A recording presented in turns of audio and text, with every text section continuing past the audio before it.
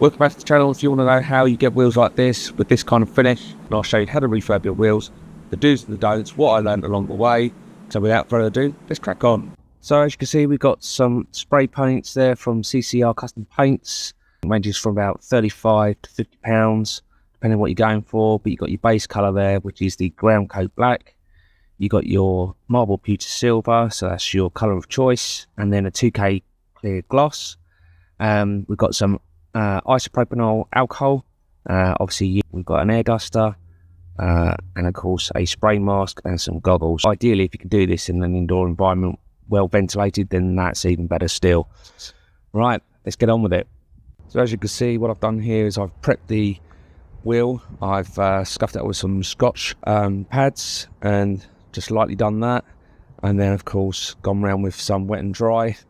What we've also done here is just masked up each of the nipples, covered the main centre here, and at the moment you're seeing it in the sunlight, so it's probably looking fairly scratched up, but in fact it is incredibly smooth. This has been done with 600 grit. I'm told 400 would have sufficed, but this is what we're going to be painting. Now I'm still a little bit undecided even as I do this. Do I do it in a black and just go for a gloss finish, or do I do a nice cool effect with the marble pewter, which was the original plan?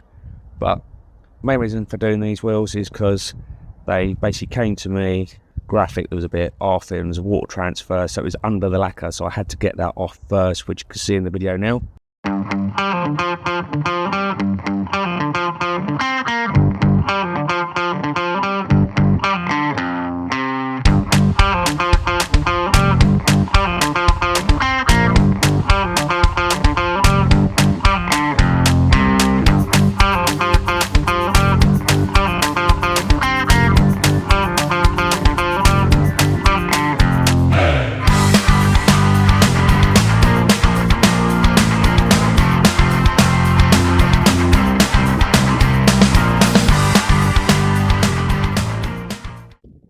So you rejoin me after I've just cocked up painting this with a marble effect. Yeah, basically I wasn't happy with how it was going, so I'm going to redo this. I've just spent the last half hour cleaning off all the old paint.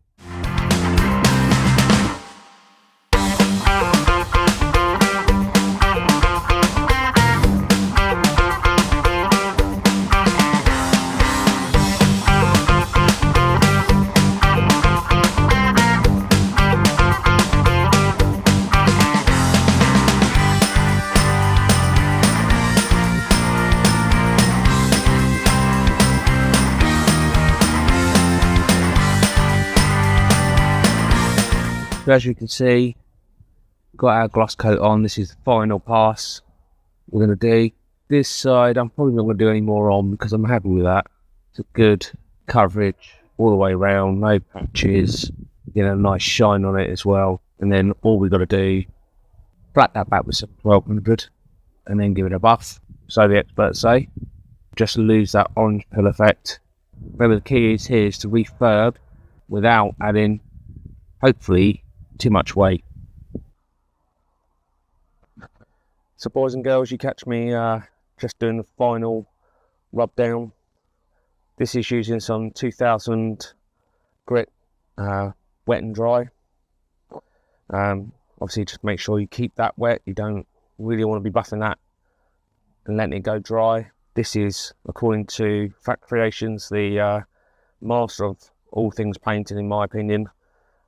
Yes, there's other guys out there, but he's actually fairly local to us, and his work's amazing, and he's got some tips on his website. So go directly to the YouTube channel he's got, and you'll find all these little tips on there and the kind of tools that he uses. After this, you effectively buff it with some Fine Cut Plus, which is 3M.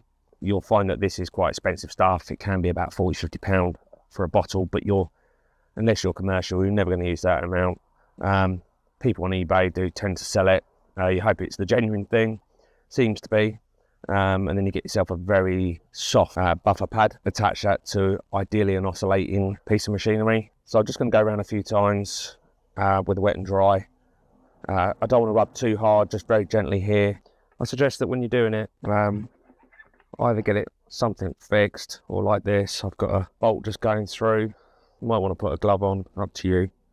But yeah, essentially, bit of water, give it a dab. The reason you do this is apparently if you don't, you get like a friction burn on the lacquer. And this is coming from sort of some pro paint tips. So no, I'm not a pro, I'm DIY amateur, but we're going to give it a go anyway.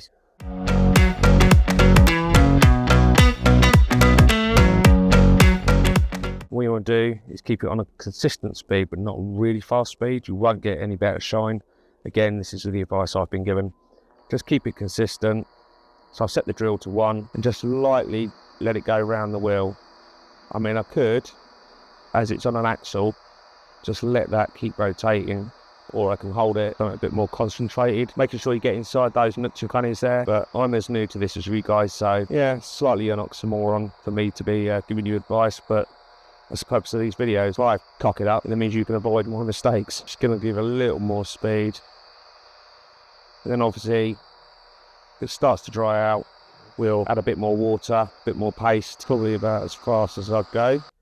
Any point, microfiber's cloth, just have a check.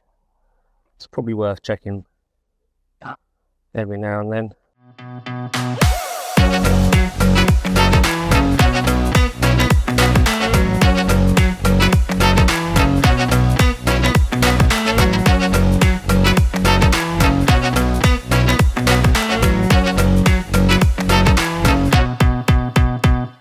That's it, boys and girls. Thanks for watching.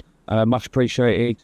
I'm not going to bet you, but like and subscribe, it always helps the channel, and I'll catch you guys at the next one.